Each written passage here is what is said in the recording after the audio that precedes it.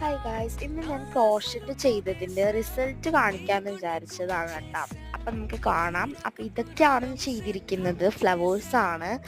അപ്പോൾ ഇത് 3 പെറ്റൽസ് വരുന്ന ഒരു ഫ്ലവറാണ് കേട്ടോ. അപ്പോൾ ഇത് ഇങ്ങനെ സിമ്പിളാണ്.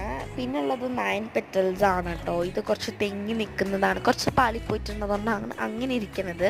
പിന്നെ ഇത് 6 പെറ്റൽസിൻ്റെതാണ് കേട്ടോ, പിങ്ക് കളർ. എനിക്കിതാണ് ഇഷ്ടമായത്. നിങ്ങൾക്ക് ഏതാ ഇഷ്ടമായെന്ന് പറയാം, ഒന്ന് കമൻറ്റിൽ പറയണം കേട്ടോ. പിന്നെ ഇത് ഉണ്ടാക്കിയതിൻ്റെ വീഡിയോ വേണമെങ്കിൽ അതും പറയാം. ഞാനതും നാളെ എനിക്ക് പറ്റുമെങ്കിൽ ഇന്ന് തന്നെ ഇൻഷാല്ലാ ഞാൻ അപ്ലോഡ് ചെയ്യാം.